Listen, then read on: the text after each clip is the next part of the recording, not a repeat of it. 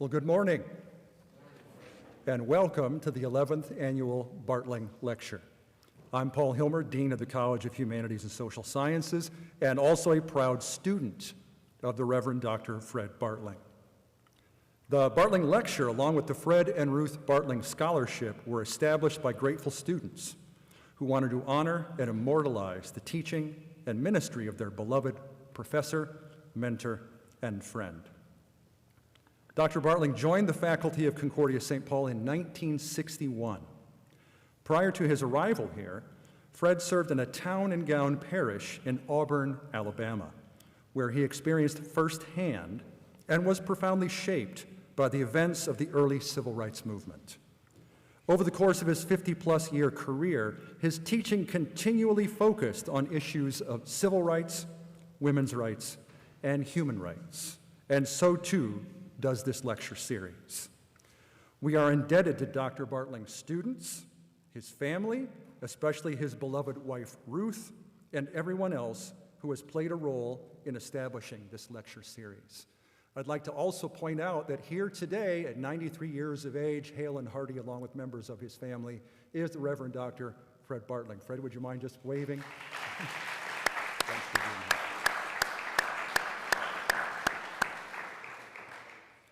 Before I introduce our distinguished guest, I'd like to announce this year's recipient of the Fred and Ruth Bartling Scholarship, awarded every year to a history major or minor. Uh-oh, now what have I done? Thank goodness, okay. Or a social studies teacher education student who embodies academic excellence and leadership potential. This year's awardee is Mr. Stephen Kirsch.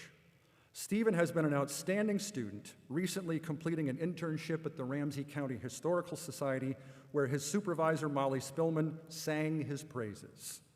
Last spring, he was also a departmental honoree in theological practice and Christian vocation.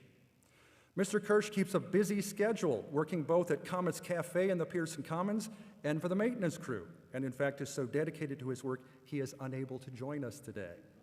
Nonetheless, let's recognize Stephen for this wonderful achievement.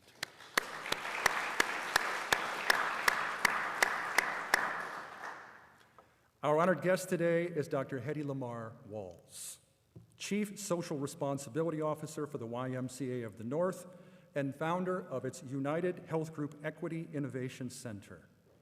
Dr. Walls holds a doctorate in education and leadership from St. Mary's University, a specialist degree in educational administration from Minnesota State University in Mankato, and a master's in business administration from the Carlson School of Management at the University of Minnesota.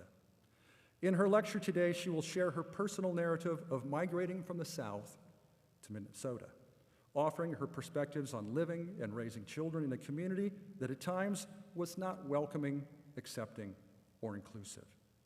She will also share lessons learned throughout her journey to include challenging and dismantling unjust practices, addressing systemic changes, and understanding the importance of accountability.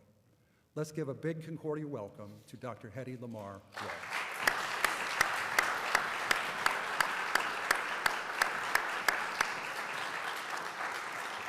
Thank you.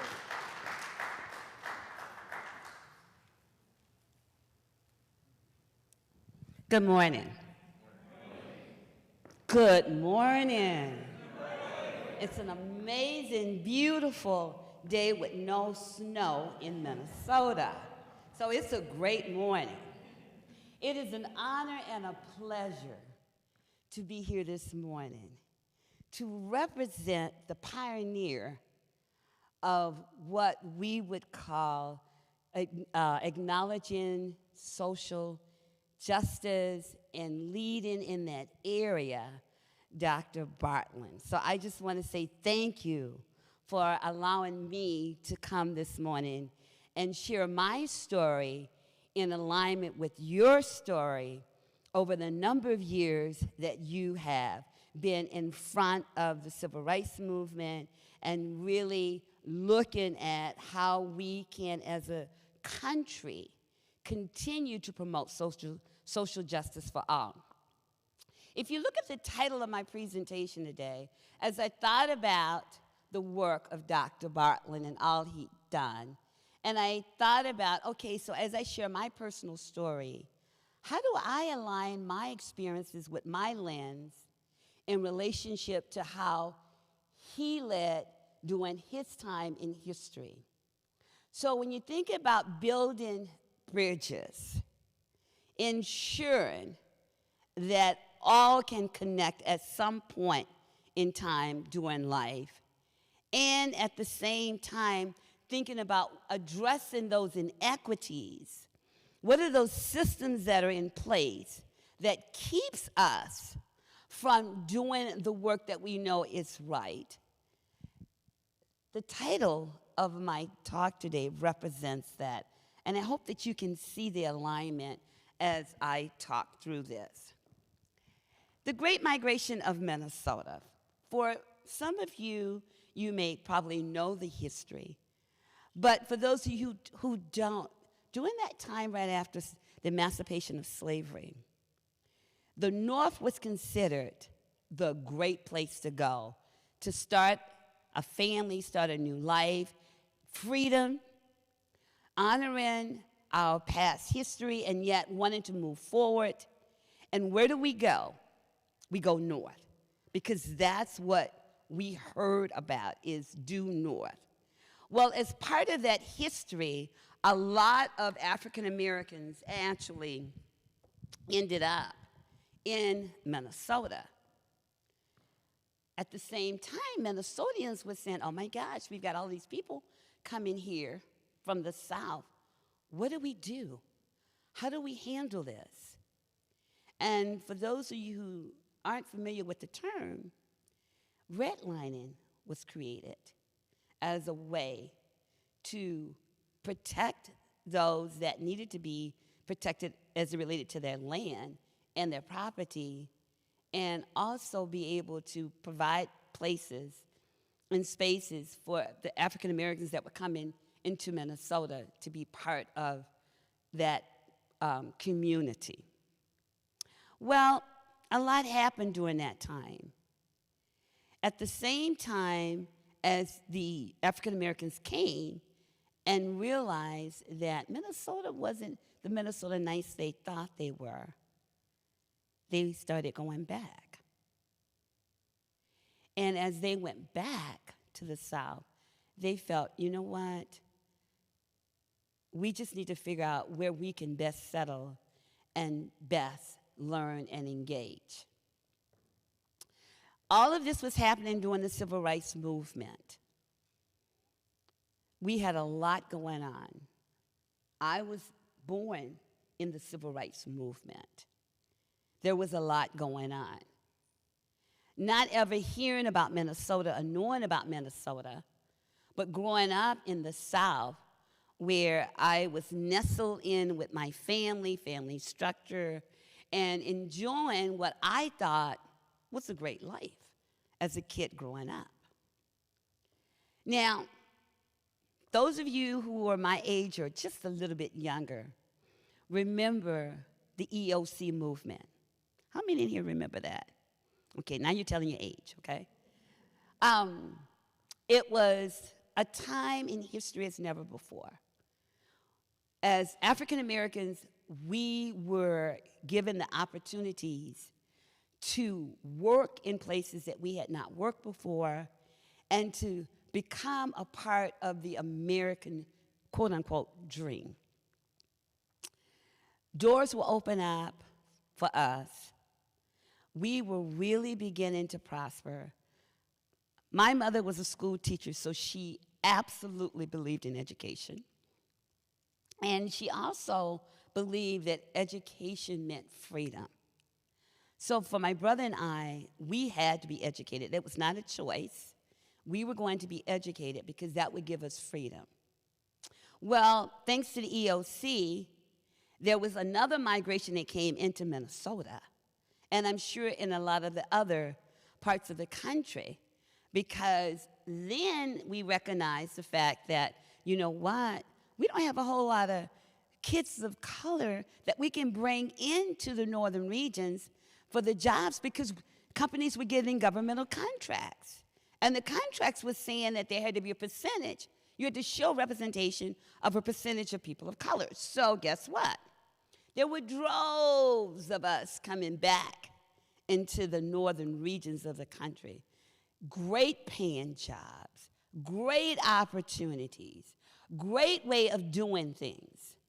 We were so excited. And I remember for me, when I graduated from Southern University, which is a historical black university in Baton Rouge, Louisiana, my first job that I got, I was so excited, my BS degree, I knew I was going to make history. I wanted to be rich. I wanted to have all these things that everybody else had. I was on a trajectory. My first job that I was allowed to get was a key punch operator for Sears Roebuck in Baton Rouge. Now, you want to talk about being deflated. The only thing that kept me moving is that I could stay home with my parents and I didn't have to pay rent. So my paycheck was my paycheck at the time.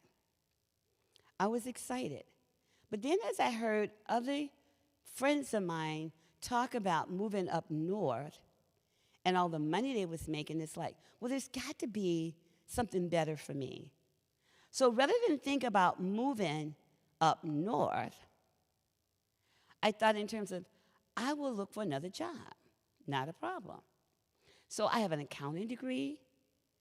I have management background. Certainly, there's opportunity for me here in Baton Rouge, Louisiana. My mother had 2 children. She was very protective of us. So my first initial mental model was to stay close to home. Well, my second job as a quote-unquote accountant was key punching at the utilities company. That was the only thing that I could get. And it was like, this is not giving me enough money to buy all the clothes I want to buy. I mean, my head was on shoes and clothes and bags and purses and all these wonderful things and still living at home, not paying any money for rent. It's like, you know what, I need more money than this. And my mother looked at me. Now, my mother was a school teacher, and she looked at me and she said, look, you need a job that is permanent, that's going to take you into retirement. You need to be a teacher. I never wanted to be a teacher. I never wanted to be in education. My mother taught in rural areas of Louisiana. I never, ever, ever wanted to do that. But then she said, well, now you can get to go to any college you want to go to for your master's. Here I go. I'm going. I'm off. So when you think about the statistical data, and I'm just going to show this, you can just see it, of where we are as a country. Now, this is current statistical data. So think about it in terms of what the data looked like back in the day, right? Before the 2000s. Look at these percentages of what's going on here. It's interesting when I look at this current data and I think about where we are as a country. The data didn't look any different back during my era of time of wanting to progress, get a good paying job, wanting to be employed for life, because I'm part of the baby boomer era. Remember that. You know, in that era, we were committed to that job for life. From birth to death, when you think about how we come into it, we stay committed, we work hard, we retire, we have a retirement. Well, that doesn't exist anymore. But that was how I saw life back when I was growing up.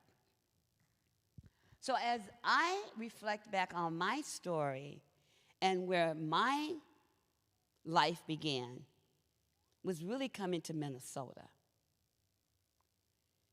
And I got here through a phone call. I applied at 5 universities around the country because my mother told me I could go anywhere I wanted to go for college, as long as I mastered in education. Now, let's remember, it was supposed to be an education. And the University of Minnesota called me with a full ride. We want you to come. You got a full ride in the Department of Education. I didn't care at that point. I'm out. I'm on my own. I'm journeying. I'm going to Minnesota. I'm going to the north. And I'm going to be happy. I'm going to make money. I'm going to be successful. I had it all mapped out in my mental model plan on what my life was going to be like. Not so. So, not thinking, here I'm young now, not thinking coming to the University of Minnesota, which is 10 times the size of Southern University. And the resources are just unbelievable. For the first time, I'm in a setting with people that don't look like me. Because I grew up in a segregated community. Southern University was a segregated college for black kids only. LSU was not even a thought at that time. So here I am. I am coming here, and now I am being challenged. I call it mental models now, but at the time that I came, I'm not sure what it was, but I now recognize the mental models that was going on in my brain and the shifting that I had to go through to begin to understand, how am I going to work and go to school in an environment where I'm invisible? I'd never been invisible before. I never realized that I put myself in a school educational setting where the teachers did not expect me to succeed. How dare I go to the Carson School of Business and think that I'm going to graduate? What made me think that I could survive this campus, this monster of a campus, where I'm just a little dot on campus? How am I going to survive? Well, in one ear was my mother saying, you will get that degree. And in the other ear was just pure hope and aspiration, because I grew up with that.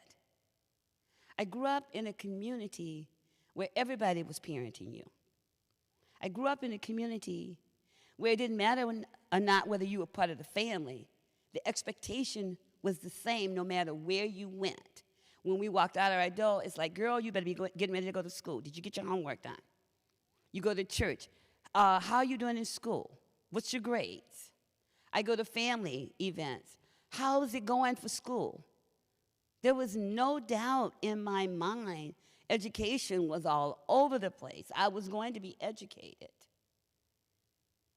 The question was, would I be able to succeed in a new environment where I'm now in the minority? What does that look like for me? How am I going to shift my mental models to believe in myself now, because I don't have anybody in my ear every day telling me that I can succeed? How do I show the professors that I am visible and that I can do the work just like anybody else in the classroom? It was interesting.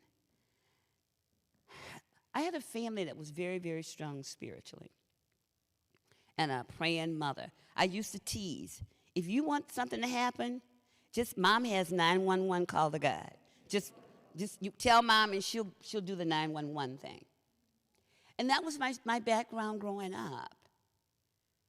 And so my mother became my personal coach.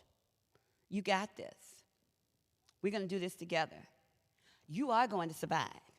You've gone through worse things than this. This is nothing compared to your future. You want your future? And she would say, and you want to buy all those clothes and shoes you want to buy? Then you better step in here and get that degree and get on with life. And so thanks to that and others, I was able to get through the University of Minnesota. So I've talked about my family, so I want you to see, here's my family. This is my husband, my children, my grandchildren. This is my family. We are a very multicultural, multi-ethnic family. Generational differences, as you can tell. So I have been mentally model challenged to be able to engage with my grandchildren in ways that I can feel good about who I am. Because they're challenging, they're asking questions. They don't take no for an answer. They want to know why. And so it has really helped me in the work that I do now to really understand how to work with millennials and some of the younger generations that are coming up behind us. How do we engage differently?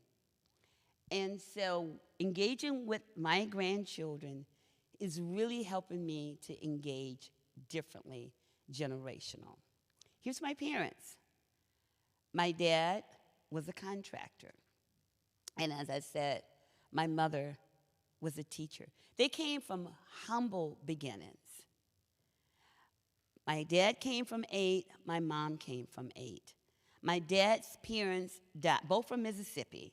My father's parents died when he was very, very young. So he was bounced around from family to family, whoever would take him in, until he was old enough to go in World War II. And this is where he started thinking differently about his life and what he wanted to accomplish. My mother, on the other side, literally knew that she wanted to be in education. She wanted a degree. She wanted to go to school. She wanted to be educated. It was just a drive for her. So her parents sent her to live with her grandparents, who were close enough to Tougaloo College. So my mother actually worked for the president of Tougaloo College, and that way she got her education. Came out as a teacher. She and my dad married. These are my grandparents, my mother's parents. And I show this because as I talk about my parents having humbling beginnings, both growing up in Mississippi, my mother's parents coming right out of the era of slavery, working sharecroppers' farms, thanks to my grandmother having relationships with the family she was working for. They helped her to save money to buy land. So my grandparents owned their own land. This is my brother. There are 2 of us, and this is his family, his daughter and his current wife. So I share all of this to say multicultural family, multi-ethnic, very diverse in the way we think, the way we do things, the way we cook, the food we like. All of this is part of who I am. And when you think about yourself, what makes up you? What makes up your family structure? What makes up your network of people that helps you to continue to thrive and achieve? Humble beginnings. This is my grandparents' farm. I was just there not too long ago, and I took this picture of the farm. It's still there. Both of my parents are dead. Most of all of my father's siblings are dead. My mother has 2 siblings that are still alive. But this is the farm. Humble beginnings. It's a lot of acreage. They used to have all kinds of things growing, animals, smokehouse. It was my happy place to go every summer with my mother to the farm and spend time there on the farm. And because she was a teacher and her other sister was a teacher, they would all come to the farm, bring the kids, and we would just have a great time. I'm going to tell this quick story. I'm watching my time. It was just my brother and I were the only 2 that could never go on the land. So my grandfather used to be the driver for the sharecroppers' farm, and he would pick up people every morning and take them to the farm, and they would work all day and come home. Well, all of our cousins at that time would jump on that truck to go work on the farm. And the reason is because that's how they got their money for their education, the books they needed, their clothes. They went and worked on a sharecroppers farm. So my brother and I were really upset. It's like, we want to go to the farm. We want to go work on the sharecroppers farm. We want to be a part of our cousin. We. And my father told my mother, stop it. Just give in to him. Let him go. My experience of being on the sharecroppers farm, and it was picking cotton, and I had a vision of all the clothes I was going to buy, all the shoes I was going to get when I got through working on the farm. All right? At the end of that first day, I had 30 cents. And then on the way home, we stopped at the store, and I was hungry. So guess what? I spent the 30 cents. So think about that in terms of what it was like for people, African Americans, that stayed in the South and worked the farms. What did that look like? What did that feel like? Think about making 30 cents a day, and you've been in the hot sun for 8 hours. This is my parents' home. My dad, as I said, was a contractor, and he built houses and freeways. And this is the house I grew up in. I was born in this house, and the house is still there. So think about my history, coming from my parents from Mississippi, working on the farm, coming to Minnesota, being a part of now a new culture and a new way of thinking. My career pathway took a lot of twists and turns. When I came to Minnesota to go to the University of Minnesota, I was actually able to get an internship at Control Data. How many remember Control Data? Yeah. We know how old we are, right? Yeah. So I got an internship at Control Data. I was in business. And even though I got a full ride in education, at the end of that first semester, I knew I did not want to be in education. So I was able to take that scholarship and move back to the MBA department. And that's where I got my degree. Well, I came out as an accountant, and guess what? Totally opposite of what happened in Baton Rouge. I came out, I had so many job offers, I didn't know what to do. So I took a job offer with a bank as an auditor. Lesson learned, fast forward. If your culture is not ready for people of color, don't bring them in. The bank culture, they had not been prepared to bring in, it was 20 students of color graduating, coming out of school, graduate programs, and some that were already in the workplace, being brought into this bank system to work. It was a nightmare experience. They weren't ready for us. They just were not ready. So after about a couple of years, I left there and I went to a manufacturing company as a general accountant. Same experience. But I learned. The key is learning from each experience. I learned from that past experience. So I knew what to do and what not to do. I knew how to handle myself. But having 3 children, and the baby was one that was sick sometimes. And guess what? Who gets called when the child is sick? Back in the day, who gets called? Mom. I couldn't keep the job. Because when the baby got sick, I had to, even though we had nannies, but when the baby got sick, I got the call, right? Well, from there, my mother said to me, and it was my mother said, you need to stay home. And you just need to be home for a while. My children were growing up in Bloomington schools, and so I thought, okay, I'm going to stay home. Well, guess what? You see the energy level, right? You know, it just doesn't fit to just stay home. So I was classified as a helicopter mom. I have 2 sons and a daughter, and the 2 sons was in elementary school, and my daughter was in junior high.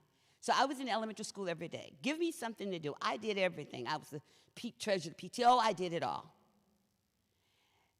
After 10 years of being a helicopter mom, they called me up and gave me a job. We're going to give you a job. We want you to come work for us. So I moved careers to Bloomington School and created the first youth development program that was in existence in Bloomington schools. And of course, I had no idea what youth development was. It was like, oh my gosh, I don't know. So Bloomington said, it's okay. We'll send you to school. We'll educate you.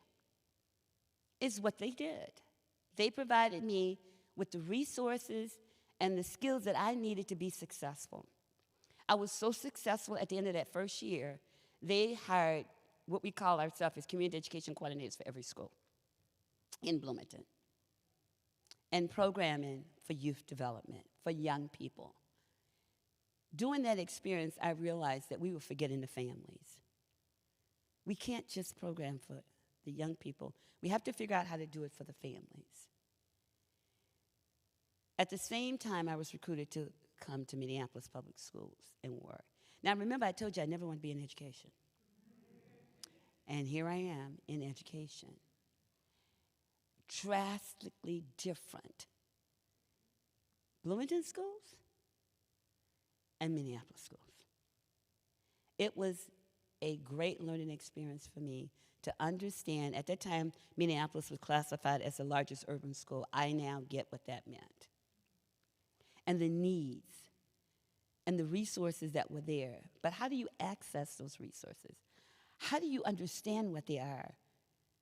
So as part of my work, I was assigned to create parent engagement for the district, and I also oversaw youth development for the district. And as part of youth development, I created a young group of philanthropists, worked with them to help them understand what it means to be in philanthropy, how to read, write, and evaluate grants, and they became my philanthropy group that gave out at least $100,000 a year to other nonprofits to provide youth programming for young people in Minneapolis Public Schools. But my little student group, they called themselves the Hype Council, helping you promote empowerment, was there to help make it all happen. They became part of the Search Institute conference. They went on to train Kauffman Foundation young people. They literally were able to soar. And that helped me to understand, what does it look like when you can engage young people at a deeper level, listen to them, and begin to provide the opportunities for them. At the same time, I was invited to be an adjunct professor here at Concordia. And I worked with undergraduate and graduate students in youth development.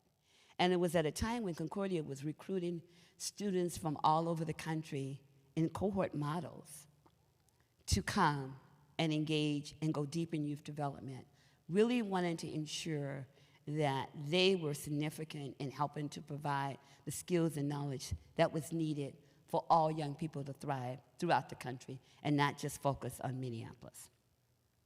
At the time, I thought I was retiring and retired, right? The YMCA came knocking on my door. And as much as I had in my mind that I was retiring, guess what? Here I am. The work with the Y has been amazing. And as part of that work, I have seen transformation happen at multiple levels. But the one that is the most invigorating for me is the opening of our United Health Group Equity Innovation Center of Excellence, which is an entity inside of the Gabbard YMCA downtown Minneapolis. There was a team of us that got together and worked on this model. And then we partnered with the Science Museum of Minnesota to create the model and what it would look like. So for those of you who have been at the Science Museum and you've seen the race history there, they took that model and we began to transform it into a digital learning series that we could have inside the smaller space within our Y structure. The experiences are amazing. Looking at people transform their way of thinking. Our focus in the work is around systems change. But let's think about it. Systems are people. People make up systems. So if you really want to see real change happen, you have to think about, who am I in the makeup of this system? How do I begin to understand myself? And then number two, how do you understand others? And you can't do that if you don't put yourself out there to engage. So we talk about those intercultural relationships that are needed in order for you to be successful. And remember, businesses used to say those relationships were soft skills. Well, we all know now, right? They are hard skills. And thanks to an investment from United Health Group, we were able to expand the work that we do. We have an online version model that we work with. We can train all over the country because thanks to COVID and what happened, we now on Zoom platforms, our teams around the country, and yet we can still do the work here locally. And as we are able to open up more, we can bring people into the center to experience the learnings that we feel are needed in order for you to be successful in life, period. I wanted to share, to end this up, some lifelong lessons that I've learned through my experience of growing up. And I'm just going to let you read them. I'm just going to run through them quickly. I'm watching the time, so we'll end on time. Life is never fair, okay? Set personal goals early in life. Stop fearing the unknown. Fear has become so rampant these days. How do we catch our mental models to stop fearing? And we have to save. That's the one thing I tell young people now. If you have a nickel, save a nickel out of that 10 cents. Learn the art of saving. It's important to pursue what you believe to be right in a manner of empathy and harmony. Let's have grace for everybody. We all make mistakes. We all have biases. We all think the way we think. How do we learn to engage and have meaningful conversations in a safe place and be able to have that empathy for understanding? It is critically important to have your own board of directors. I cannot tell you how important that is. My experience at the YMCA of the North has been tremendous because of the coaches and the sponsors that I have had along the way. Here's a tricky one. Know when to speak and when not to speak. All right? I'm still practicing that one. That one is still on my list. That should have been number one, but it's still on my list. All right. There's always going to be some disharmony somewhere along the line, right? So instead of battling it out, how do you come up with a win-win solution? One of the tricks that I have learned over the years is to start doing inquiry, asking questions. Instead of just approaching somebody and saying you're wrong, how do you ask questions in a way that triggers their mental model to start thinking a little bit deeper about what they're saying? Self-esteem, I cannot tell you the critical importance of it. Having confidence in yourself, understanding your self-worth is critically important. I believe in being authentic, but understanding what it means to be authentic is important as well. And how do you recognize your biases?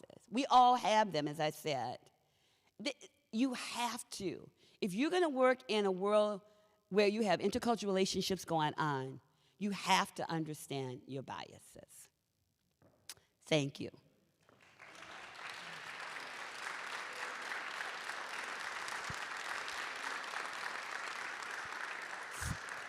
So with that, I'm going to open it up for questions. Are there any questions?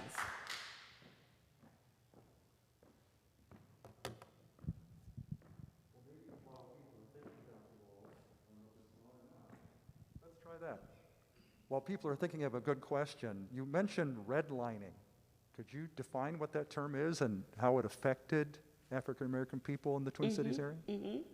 Redlining was developers, I can only call them developers at this time because I'm assuming that's what it was, that literally took maps of the cities within the Twin City area and mapped out where they felt African Americans should live when they moved here.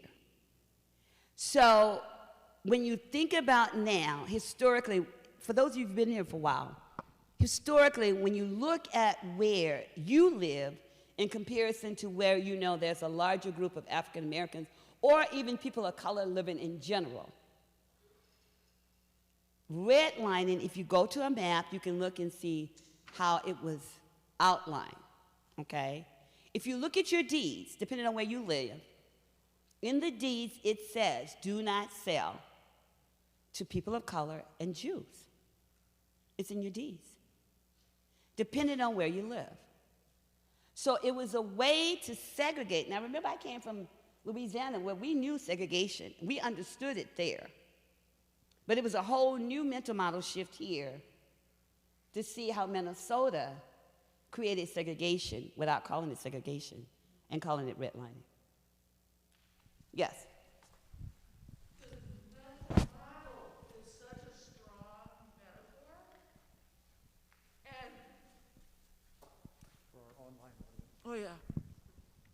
This is going to be hard for me not to cry. Being a lifelong Minneapolitan, believing my mental model of Minneapolis was that it was a good place. Now that was all blown apart with the murder of George Floyd. I'm wondering if you could just speak about the mental model that shift has made, and if you see progress being made because of that. Thank you for that question. Yes, and there's a couple of things going on with the mental model shift. There is this group of people who I call awoke now, the awakening. This awakening has happened because of the murder of George Floyd. But because of the civil unrest after the murder of George Floyd, there is another mental model shift of some of these people have destroyed our communities. They're destroying our property. How could they? So we've got a lot of mental model things going on here. But for the most part, people are recognizing there is something not right with Minnesota. When we think about the data that was put out a couple of years ago, Minnesota had one of the largest achievement gaps in the country for kids of color. And I used to hear whites say, well, it's not my kids. They're all our kids. If our kids of color are having an achievement gap, it impacts our economy. We have to look at this holistically. We can't just separate it out anymore. We're supposed to be one. Now, I don't call us a melting pot. I do not see a melting pot here, okay? But how do we come together? How do we engage in these deep, rich conversations? Let's be honest with each other. Is it a safe place? I say stupid things a lot of times. But with grace and mercy and love and humbleness, I can say it in a way that I don't understand and I don't know. Help me to understand. And one of the biggest things that I smile when I think about this one, when I first came to Minnesota, people would say, oh, well, we're Norwegian. Oh, we're German. We're Scandinavia. And I'm thinking, it was black and white when I grew up. It's like, okay.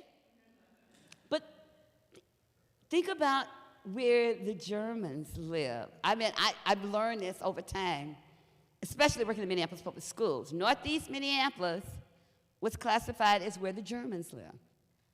Did you know there is a large population of Russians that are moving into Shakopee? So if you really want to see diversity, walk in a school building. For those that are living in communities where you say, you know, we don't have any racial diversity out here. There is no racial. It's like, no, go into school. Kids of color are everywhere. You just have to go and open your eyes and see. They're not invisible. But because they're not in your neighborhood, you assume they're not. Thank you for that. Anyone else?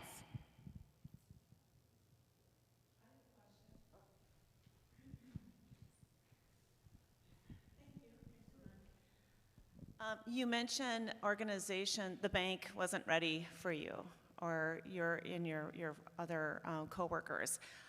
I think organizations are trying to be intentional about diversity and inclusion. Can you talk a little bit about when is an organization ready? What are some things that we can look to for organizations to make those changes? Thank you for asking that question, because that's the work we do in the United Health Group Equity Innovation Center. We work with organizations to really understand their culture. First of all, we have to talk about the fact that they do have culture, and it's alive and well within the organization. Let's identify the culture. Now, culture is people. People make up the culture. So let's talk about how you as a people are interacting or engaging with each other. Now, what we have seen with a lot of organizations we work with is homogeneous culture. So when we hire people who act like us, think like us, look like us.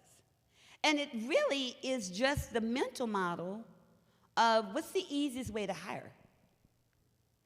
You hire what you're most familiar with. And so what we want to do is challenge you to think of how can you hire someone who's different from you, and then what do you need to do to assess the culture to ensure the culture is ready. So when you think about a culture being ready, it means it's inclusive. Everyone has a seat at the table. Voices are heard and respected. We are able to engage and agree to disagree. We don't make decisions unless we can incorporate the varying differences of opinions and ideas. And when we make decisions, we make the decisions based on what is the best decision to make, without me thinking that it's my way or the highway. The other thing that I've noticed with organization is when new people come on board, especially people of color, the first thing we look for is, oh, they don't fit in. Well, what are they fitting into? Are you trying to make them fit into the way you act and believe? Or are you allowing them to come in as their authentic self? And then you can grow and learn from that. So that mental model shift has to happen, but you need to recognize what your mental model shift should be. What is it currently? How I'm engaging? What are my values and beliefs? And remember, our brain keeps all of that information in it from birth, right? So everything that you've learned from childhood is still in there. How do you challenge your own way of thinking to be open to new ways of engaging, new ways of thinking, new ways of building relationships? And then you become the bridge. How do you now bring others along to a new way of thinking? Did I answer that for you? Thank you. I'm looking at the time. Yes, I suppose it's probably about time for us to conclude, but let's thank Dr. Walls once again for being with us today.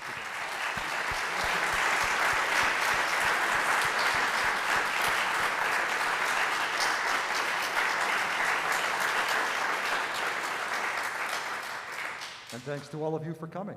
Have a wonderful day. Thank you.